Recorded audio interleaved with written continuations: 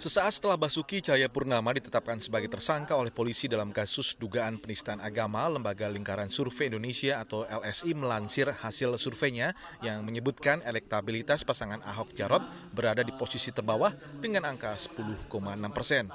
Sementara elektabilitas tertinggi diraih pasangan Anies Baswedan dan Sandiaga Uno dengan angka 31,9%, diikuti pasangan Agus Yudhoyono dan Silviana Murni dengan angka 30,9%.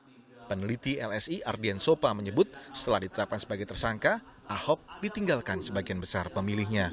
Dan yang menarik ketika misalnya kita bedah datanya, ini golongan-golongan atau kelompok-kelompok yang awalnya itu menjadi basis utama dari Pak Ahok Jarot itu juga ternyata ikut meninggalkan Ahok Jarot. Misalnya adalah pemilih PDIP. Itu yang awalnya lebih dari 50% dukung Ahok, sekarang hanya tinggal sekitar 18%-an. Kemudian Lingkaran Survei Indonesia atau LSI memang mengatakan ada penurunan elektabilitas Ahok.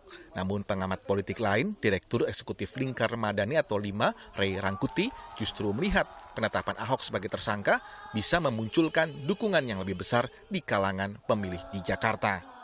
Justru setelah prosesnya ditetapkan, yang muncul kan kemudian dia seperti tidak bersalah. Seperti orang yang dipaksakan untuk bersalah, itu asumsinya ya, muncullah kemudian semacam dukungan yang lebih besar kepada dia gitu. Artinya sebetulnya dengan survei yang justru semakin menurun ini menjadi pendukungnya Ahok ini semakin militan, katakan. Bukan karena surveinya, tapi justru karena penetapan. Karena penetapan sebagai tersangkanya.